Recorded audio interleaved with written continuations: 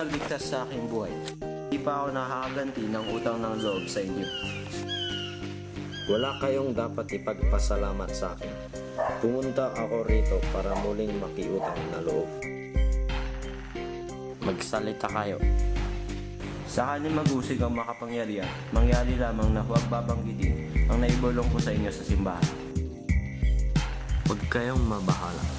Bagamat alam kong kayo'y inuusig, ngunit hindi ko kayo isusuplong. Tandaan po ninyo, hindi ito para sa aking kapakanan.